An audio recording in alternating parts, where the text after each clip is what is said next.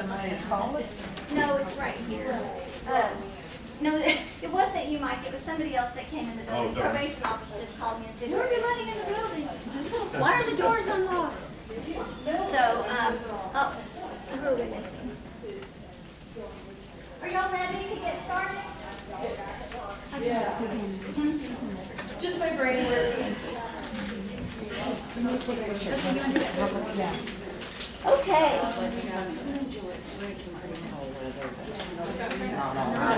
Nothing like it. Alright.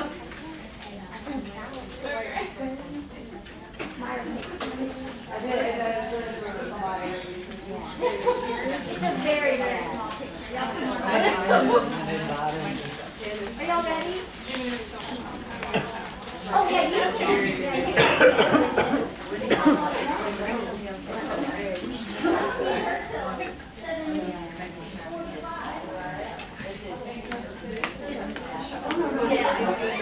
All right. Thank you guys for being so patient, and we go over, we don't stick to the schedule.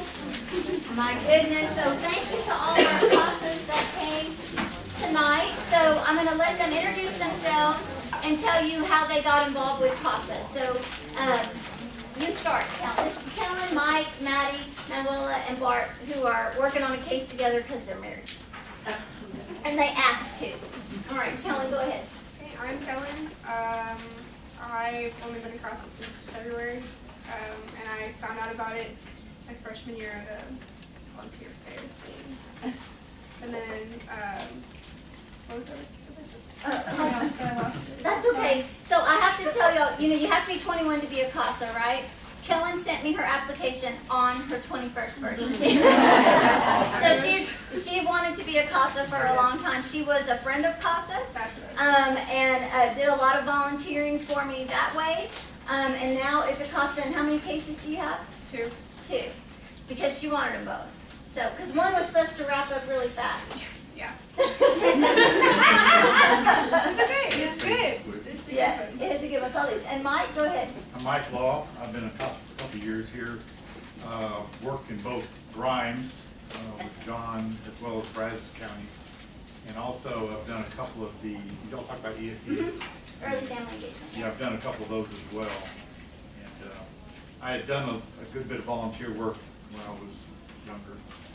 But once I retired, I went ahead and knew I could commit the time it took to easily do this. So that's when Well, I great. hooked up with CASA here. That's right, and we're glad you're here. I can't believe it's been 2 years or Yeah, more. yeah, just over. Maddie, Zion? Hi, I'm Maddie Zion. I've been a CASA for about 3.5 years, something like that. I've had cases in Burleson and in Brazos, and I've done all You've done teens. TMC cases and TNC and PNC. PNC. Yeah, in your case right I now? have 2 PNC cases right now. Yeah, okay, great. Manuela? Manuela Chalice, and I'm a retired educator, and I worked with children and parents for about 34 years. And so I wanted to continue working with children, and especially the low-income families. We went through the training at this time last year. We've got our first case, I believe it was March, April. Great. Bart? Well, I'm Bart Chalice, and I am a retired jeweler, and once again, just like you said previously, once you are retired, you start looking for things that are meaningful for the time you want to spend. And I have been on a jury where there was a CASA out in California years ago, and the end result was that they were very important to the case. So I thought, let's give it a try. Great, great. And so you guys have had your case, you said since March or April. What's it like working together? How's that worked out? Is Manuela doing all the heavy lifting? We had to kind of work it to where he's the spokesperson, and we didn't want to overwhelm, especially like a provider, with both of us texting or communicating or visiting. And we do visit together, we do everything together like that. But so we agreed, he's the spokesperson and I'm the secretary. As long as everybody agrees. She appointed me. That's great. Maddie, so I wanted them to talk about working together. Tell me, how do you organize yourself? I do everything on my phone and computer, and I use my Google Calendar. It's linked with my work calendar. It's linked with my CASA calendar, and I have all of that on my phone. And if I track all my time that way. I track, I put in stuff after they happen because a lot of times you don't know what's going to happen, and it happens. You're like, oh, but I do everything. Everything's with me because it's all on my phone. Okay, and you work with Google, right? Yes, I do. Shannon's going to be here next week to talk to us about how to use Google and everything. And I have Maddie's slides from when she did a training on how to make everything accessible on your phone. So she really is an expert and doesn't mind helping, which is even I don't better. mind at all. And I tend to talk really fast when I'm in front of people. So slides are better. Mike, how do you organize yourself? I have an Excel spreadsheet that I use because I refer to it all the time because it gives me the full case. Mm-hmm. Now I do upload it to Optima so I can still access it.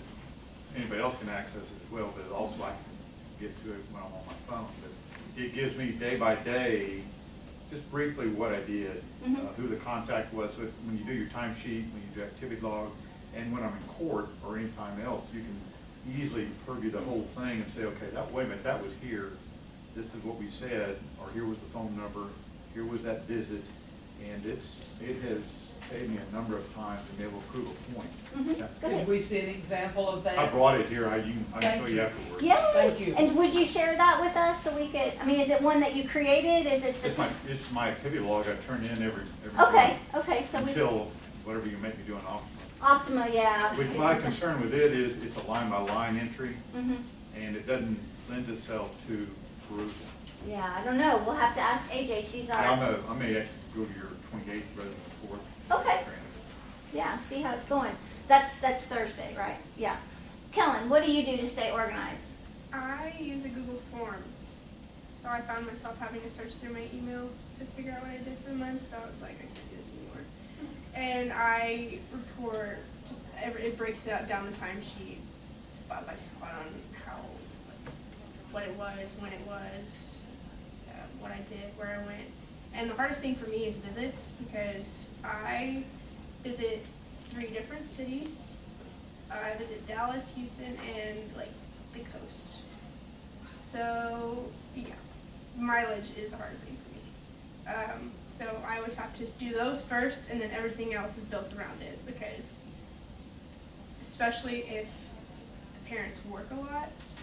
So my schedule and their schedule, visits first, and then I build everything else around it. Good.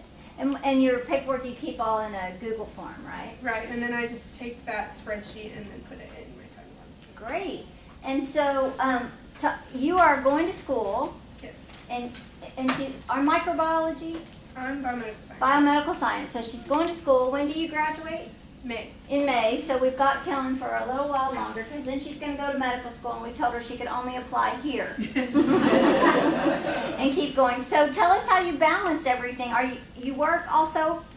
Yeah. So she works. She goes to school. She's a CASA, and then just for fun, for an honors project, she's taken on our Christmas toy drive. Yeah.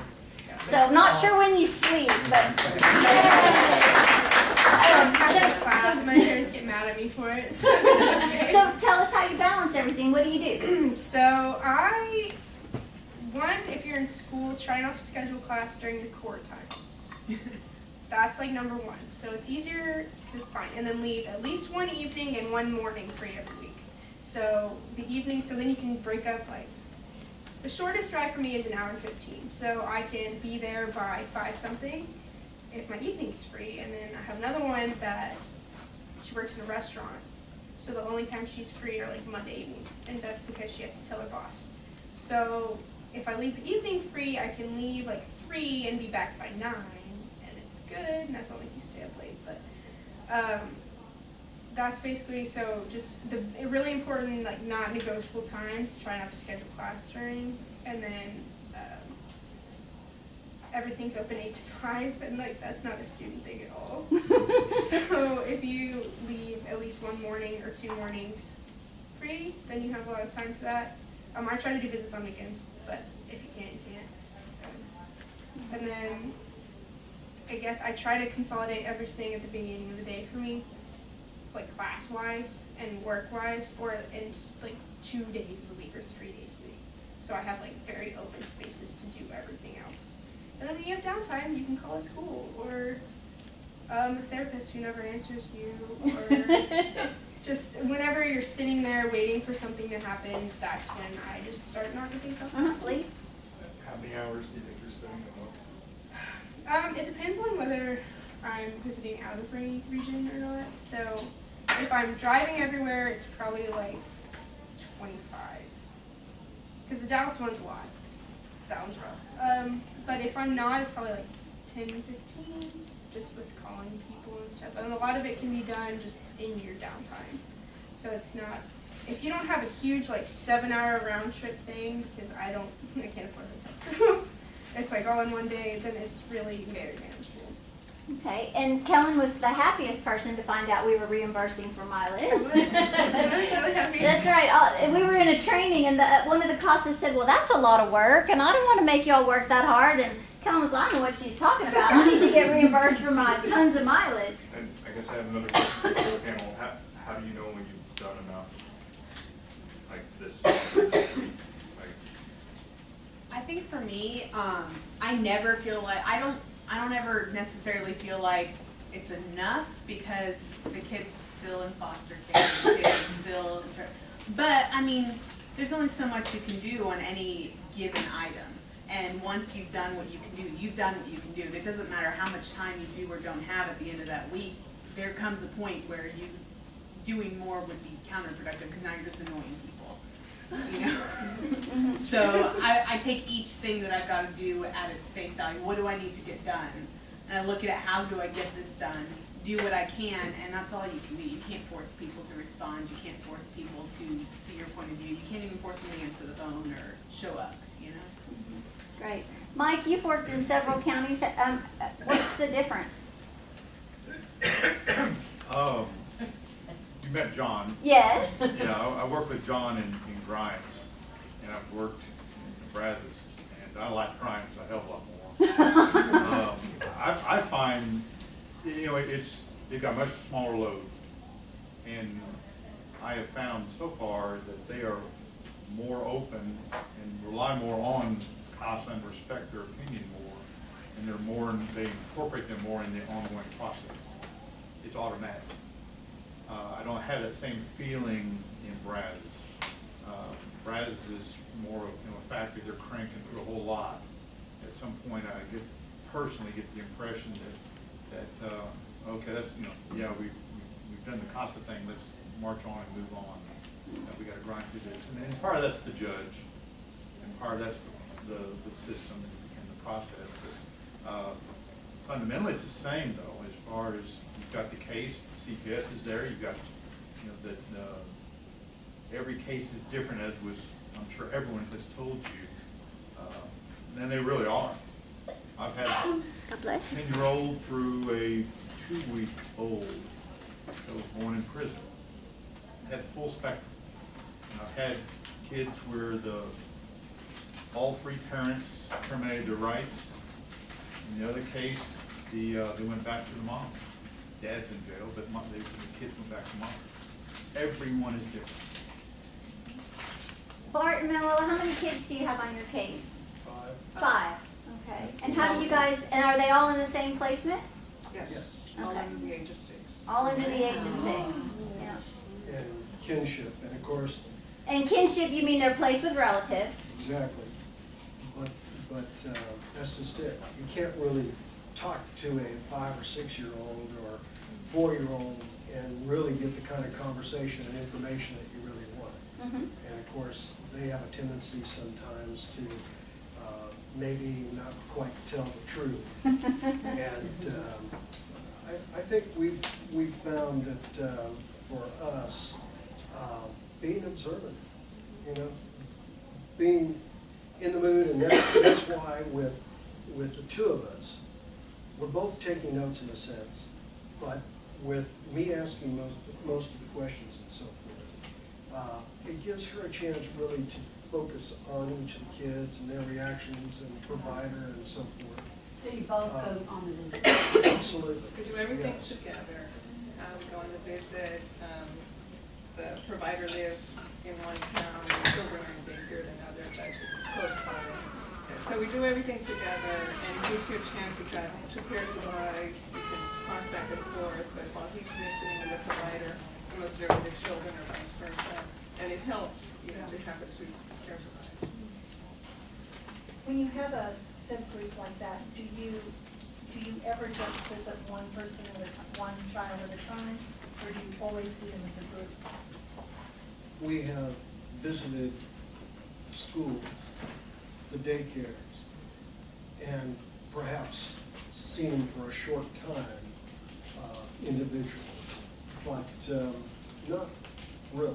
For the most part, it's the dynamics of the family, how they're getting along. And with the background that these children have had, they need a lot of education. They need a lot of, and they're receiving therapy and so forth. That's the good part about all this case. In addition to that, basically the parents are doing what they're trying to do. We've had a very cooperative group until just maybe a couple of 3 weeks ago. And, you know, the good guys turn bad and the bad guys turn good. So you never really quite know. You just have to be in there observing and figuring it out and present that to the judge. And we found that the judge calls on us each and every time, wants to make sure we're in agreement with CPS. Do we have anything else to add? In August, when we had our last hearing, he really did listen to CASA. Bart brought up the fact that the provider, there was a misunderstanding. I believe the provider thought, or the parents thought CPS was giving money to the provider, and the provider thought she was going to get money from somewhere, but she was not getting any money for the children. And so Bart brought that up. The judge asked, CASA, do you have any comments? And he says, well, we're concerned that she's not getting financial assistance.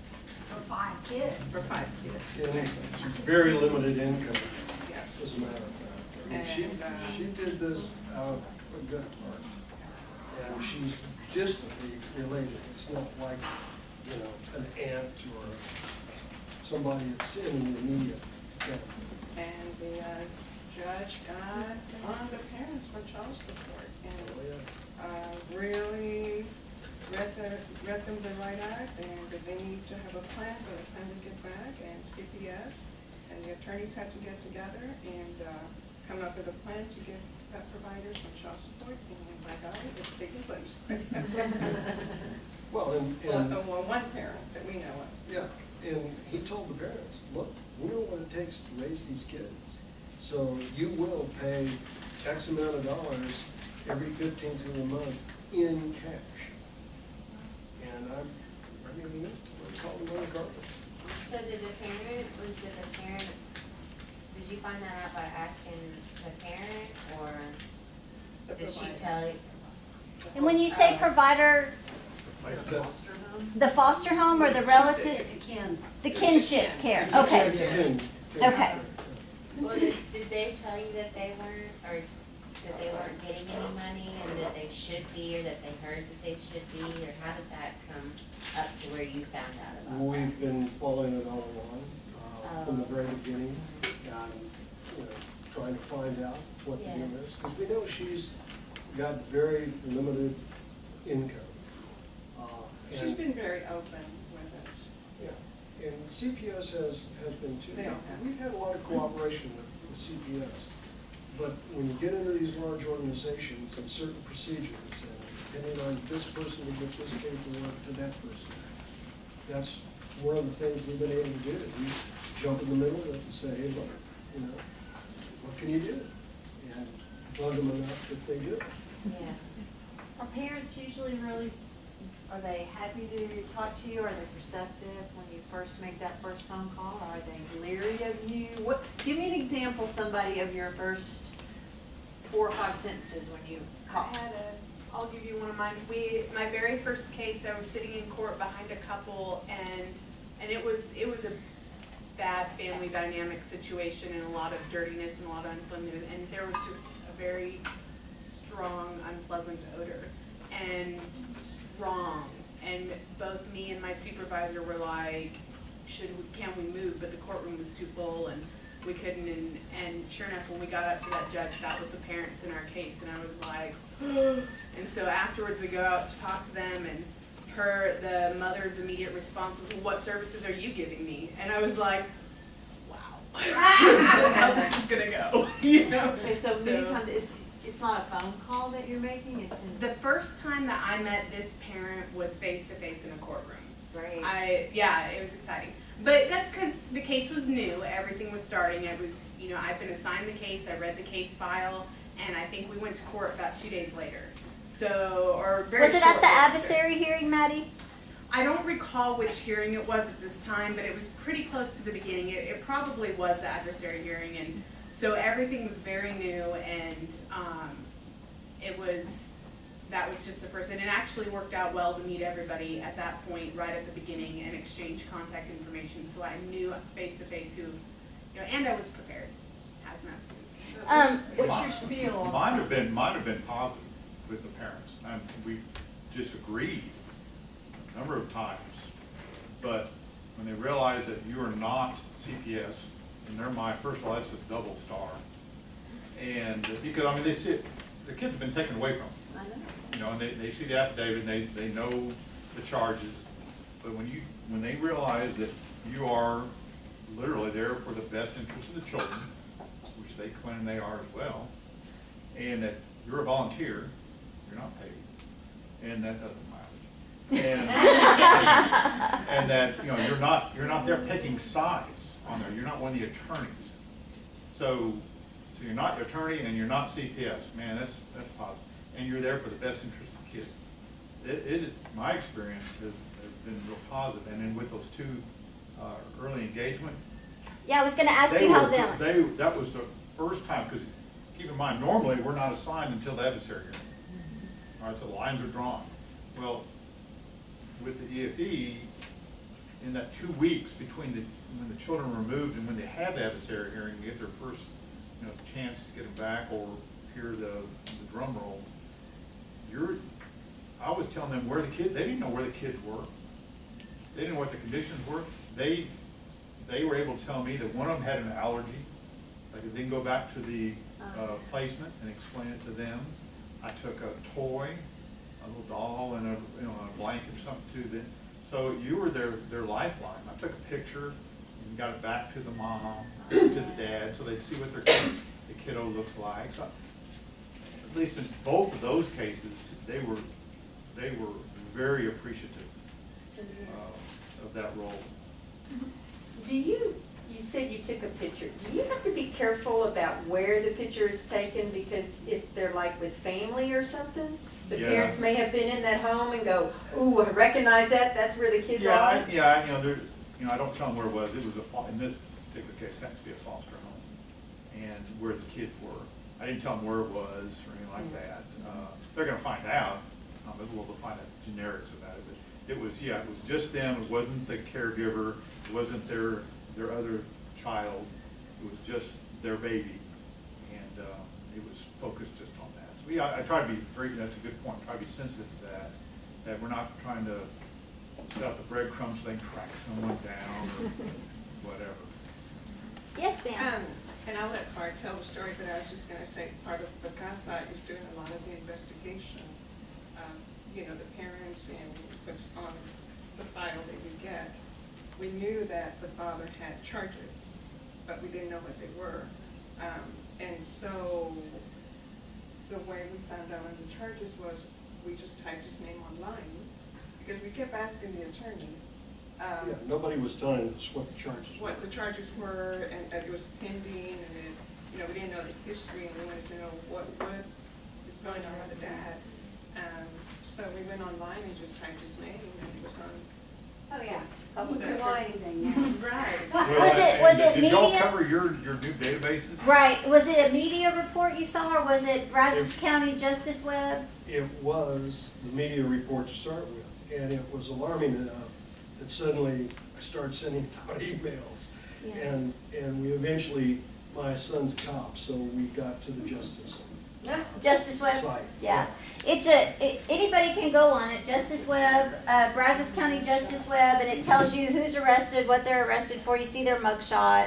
There's also this great thing you can buy for $1 called the Jail Times. You can buy it in a convenience store. It's hilarious. It's awful. If you've never seen it, it's got everybody that got arrested and what went on. They get prizes for people's mugshots.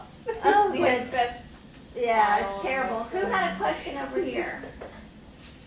Okay, so, what other questions do you have for, these are real live CASA volunteers. Yes, Haley? Just more of like, I guess, schedule and balancing work. Like I have a full-time job, so I'm working 8 to 5, which is when like some places are also open. So I guess how do you balance it? You know, I'll let Maddie answer. She was going to school, and she just graduated, very nice, and working full-time. Were you working 2 jobs I when was you were in working school? 2 jobs and going to school full-time and CASAing. CASAing. So tell us, how did it work out? That was actually, in my opinion, easier than now with the full-time job, just because, like you were saying, things are open 8 to 5. And it's really hard for me, when I'm taking a lunch break, so are they. You know? So what I've done on things that I have to do during business hours is I've taken my lunch early or late to give myself a little time.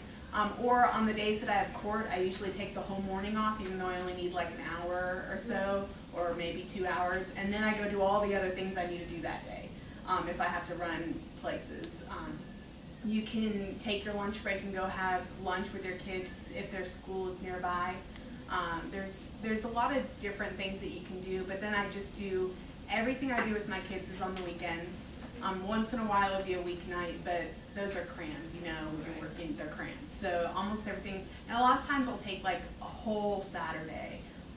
I try, or, you know, a whole weekend even. I have one with a sister that aged out, and she'll come stay with me for the weekend, and then we'll go and visit her sister who's still in care for the weekend. So And that's because the sister is not in foster care. You cannot Yeah, so have you kids can't come to do your that. house. Yeah, that's only because she aged out. I was her CASA while she was in care. She aged out. She's an adult. She's not in care, so she can come and see her sister, but she needs a place to stay. I've got a guest room. She stays there. And neither one of them drives, so then I carpool all weekend. So Yeah, go ahead. I Matt. was just gonna say that even us that are retired, you still have to make your time, because it can consume all day, or many days out of the week, and you still have a life and things to do, like grandchildren. I was going to say how you have twin grandchildren. Twin grandchildren that we help babysit. So, you know, sometimes the communications between CPS and the parent, the providers are coming and going, and Bart does most of the texting. We find that's the easiest way to do that. But you still have to, we have, like the gentleman was saying, where you know, have a spreadsheet where you have to document your times, because then something else comes up and you'll forget, or, but you have to allocate time to say, okay, we're gonna sit down and now we're gonna do, you know, an update on the activity log, or you know, or the court report, because otherwise, it gets to be a huge, you know, assignment. So time management is important. Okay, Natalie and then Carol. I just wanted to ask, do y'all have any advice on the court reports? Like, maybe what not to do, what not to put? Good question. What to put, you know, I guess when I was, because we're doing one right now, a practicing one. And so I'm going through and I'm writing, you know, and sometimes I don't even know if this is important enough, or if I'm just going on and on and on. You know what I mean? Are y'all straight to the point? What are some of y'all's Go ahead. What advice? is going on? So I'm in Burleson with both mine, and like she was saying, they don't ever really ask us unless the caseworker doesn't know the answer, which doesn't happen very often, but there's one in particular. just beware. That ask you? No, that like the judge will ask her a question and they'll be like, can I say it? Because I know the answer. Everything you find that would be even a little bit important, especially in Burleson, write it. Because there's nothing that, I mean, they can disregard it if they need to, but if it's not there, they won't know. So, especially pay attention to allergies. CPS does not always put the allergies on the binder, and sometimes the placements don't know. I've had two that they're both allergic to penicillin, and no one knew. Okay. So, put that in the report. Like, everything needs to be there because more than one person reads it.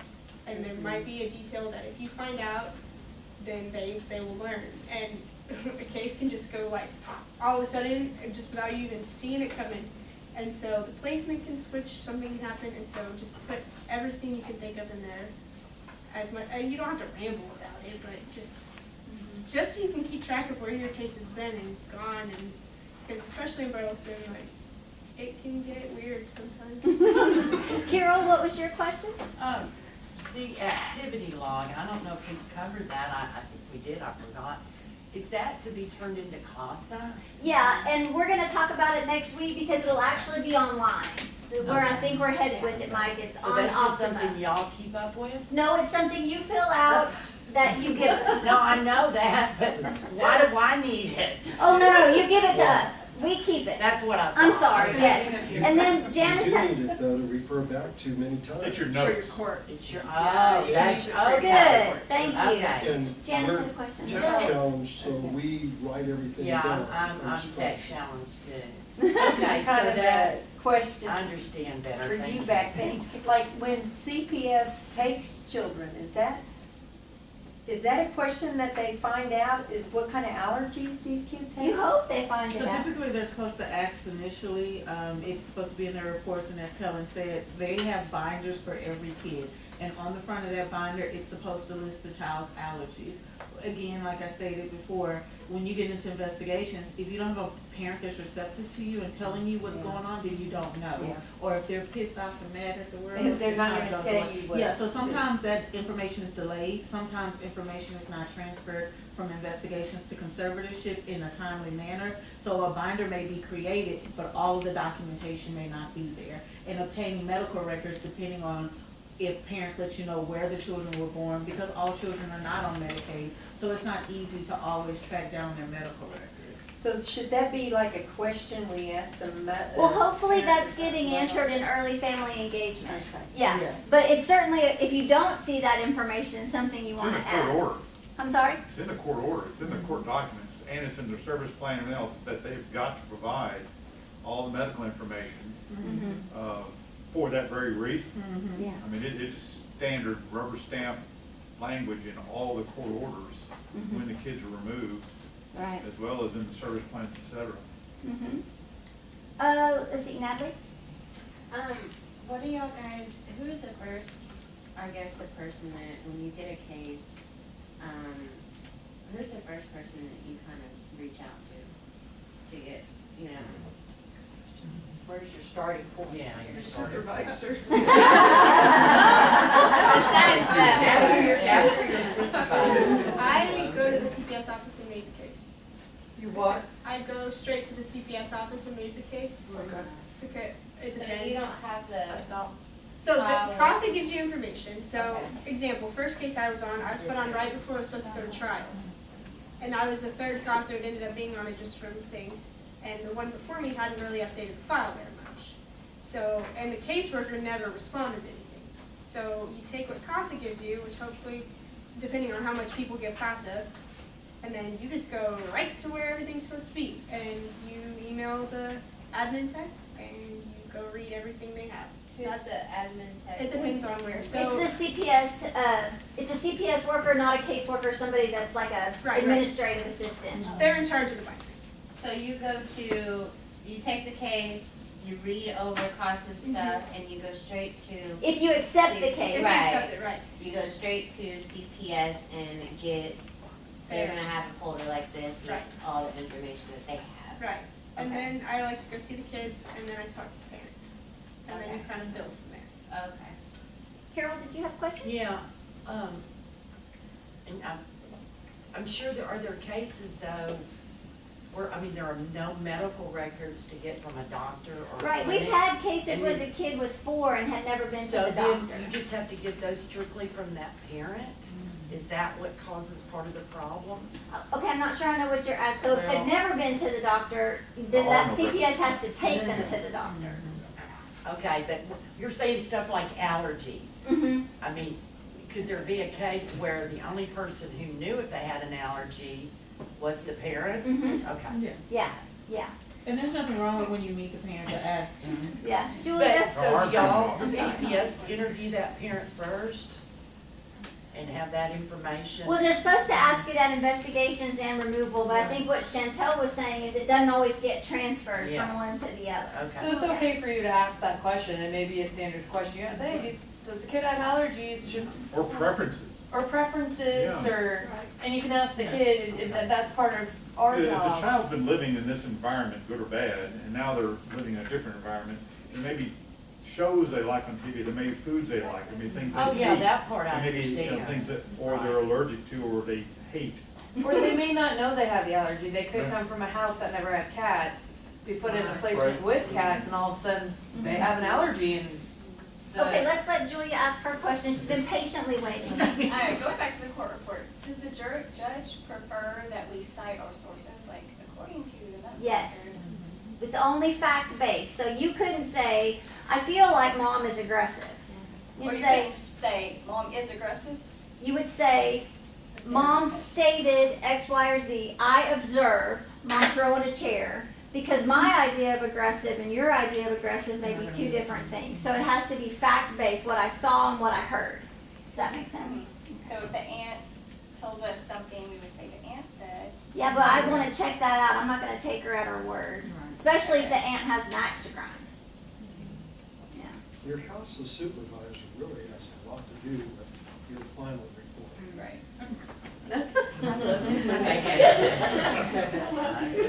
Yeah, remember they said they edited it He and said then that give it back to nicely. you? He did say it nicely, didn't he? Yep, it goes back and forth, Remy. What is one of the most challenging things you faced as a CASA? Great question. Go ahead, Mike. Two things. One is being dependent upon other people. You know, I'm at odds at the moment with Navasota ISD.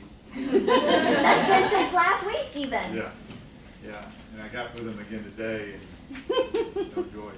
And the other one that you have to keep in mind, I had one case where the kiddos, two young children, the best interest of the children, frankly, was to stay with the fosters.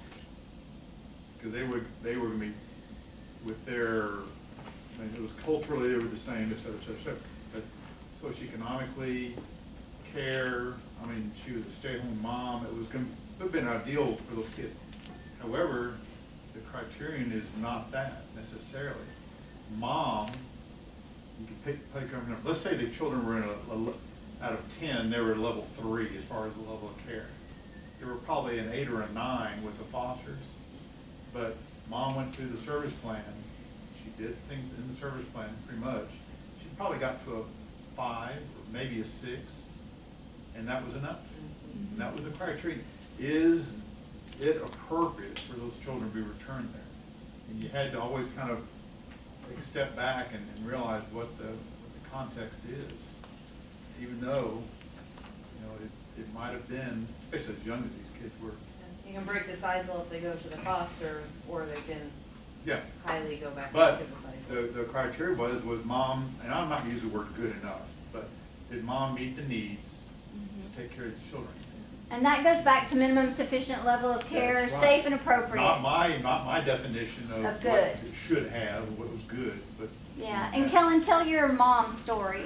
Or unless I know you were gonna say something else, but be sure and tell that. Definitely, which one? The meth mom. Which one? Your meth mom. Yeah. Okay, so yeah, it's directly having to do with minimum sufficient, and don't assume.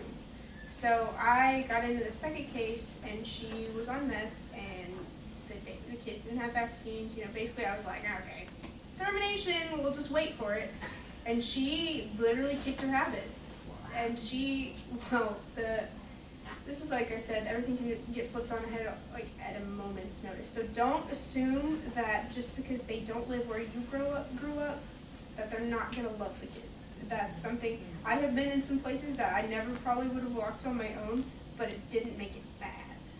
It just made it new for me, and it put me a little bit out of my comfort zone. And she has worked her butt off to get those kids back. And the person who had the kids decided it was too emotionally hard for her. She's the suburban stay-at-home mom you'd expect was great, and she was good. I really liked her, and she took care of the kid during the day, and she worked for the son. It was a kinship placement. And then all of a sudden she was like, "Yeah, too emotionally hard. Take him." And she moved him out of her house and said, "Don't bring him back." And that was it was crazy because you're like, this is the person who I would have initially been like, give them to her. And then the mom and the grandma were the ones who came back in and stepped up because it was about to go to return monitor anyway. And it ended up, those kids almost had to go with a stranger for 2 weeks because of the paperwork and stuff. But what I would have thought would have happened didn't happen. And where I would have initially, just off my own biases, would have put the kids was wrong. Dink has a question? Yeah, so I'm confused tonight, maybe for the first time. I'm glad we could help. Because my understanding was, as a CASA, our job was to look out for the best interest of the child. But that's not what I'm hearing tonight. Okay, well, let me give you an example then for context. Well, let's say a child is taken away from parents because they domestic violence or something, whatever. Right. And Bill Gates or whomever, and a bad example, but anyway, a rich person or something, well educated, would give that child everything, best education, best love and caring, blah, blah, blah, all that. Well, is that the best interest of the children? It's not their birth parents. No. It's not being necessarily their But culture. just being your birth parent doesn't make you able to offer what's in the best interest of the But child. when- Like, for instance, the CPS lady that was here earlier, and y'all may not have heard her, she was talking about this foster family that was great, was perfect, ideal in every way, could send the kid to college, provide unbelievably. And then you had parents on the other side who had kind of met the basic minimum My first case. requirement. And so listening to that, not knowing the details, I have a hard time saying that the best interest of the child was not with the foster. They grade on a curve. Rich doesn't make you a good parent. Absolutely not. Supplying kids with everything But they if you need listen to what doesn't she make said about those fosters, it wasn't their wealth that made them better. It was everything. In every, Well, in we every, all s- did. every, Yeah. I have something to say on that. On my very first case, it was similar to that. The CPS worker felt like the parents met the basic minimum, and I did not feel like it was a good placement or that the child would be served well with being returned. And at that final court case, my report said don't send the child home. CPS said send the child home, and the judge sent the child home. Yeah. And so even though I still felt like the best for that child was not to go home. And it didn't matter that I talked to CPS and they didn't, and we had very cordial, we discussed it, but we didn't see eye to eye, so we advocated for two different things. and I'm not saying I'm right. I guess what I'm trying to understand is this. Is the fact that they are the parents far outweigh anything else as long as they meet the basic I'd standards? say Yes. far, I'd say Yes. far, That's it does what I'm- outweigh. Okay. It's Yes. always gonna be the number one Okay. on your If plan, they're permanency safe, plan. if those. Yeah, and Yeah. what it comes back to are really two things. Are they safe and appropriate? Would this child be removed today? All things being equal, if I went into mom's house, would this child be removed today? And if the answer is no, then kids should go back home. And depends I looked on around, the when I age. went back to those kids, when they went back and I checked on, because there was a trial of, there was a temporary placement back there. You walk through that neighborhood, those kids were treated as well or better than everybody else in that apartment complex, in that whole area. So, take that judgment aside, is it almost defaults, but is there a priority placement on the permanency plan for turn to the parents, number one. Then it goes kin, et cetera, down the list. But yes, it outweighs, I hesitate to use the word far, because that's also so subjective. Well, but that's, see, and it goes back to, because you confused me again. I'm sorry. Because you said, would they be removed today?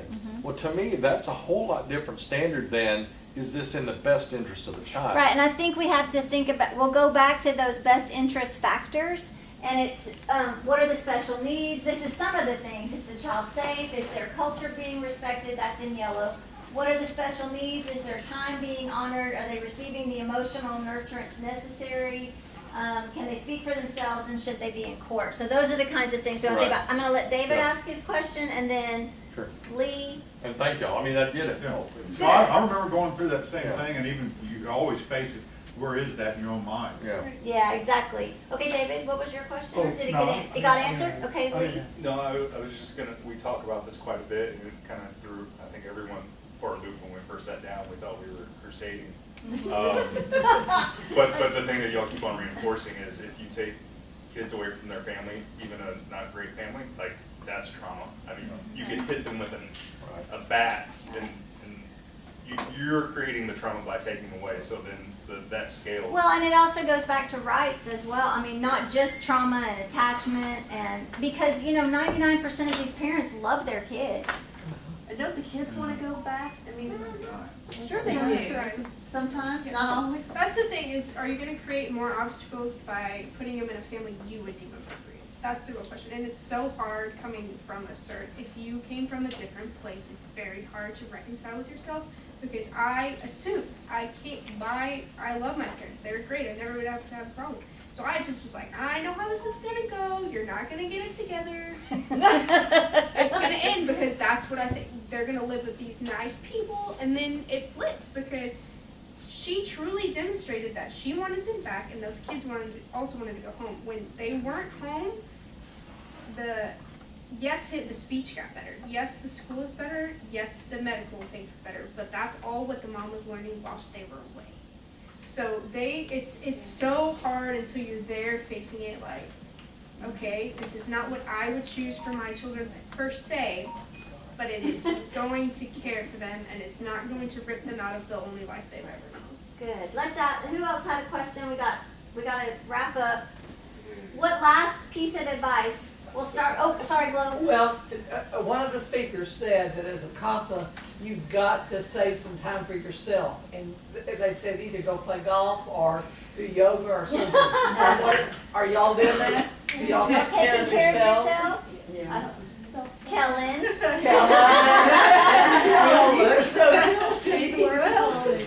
look good, Kellen. I mean, you look good. Thanks. How are you feeling inside?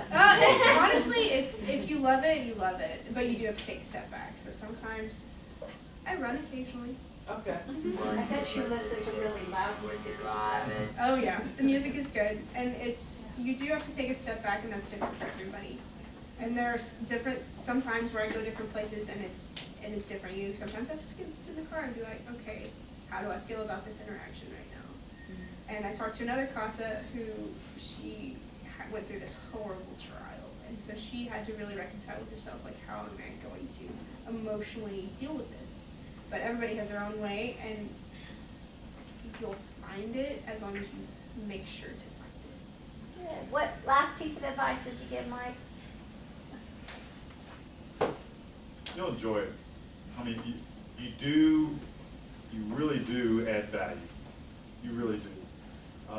Yeah, and sometimes you may see it in the quarter, in the process, in the proceeding, but looking at those kids, knowing that you truly helped them and made a difference, talking with their teachers, or talking with the placement, or talking with the parent, whatever, talking with them.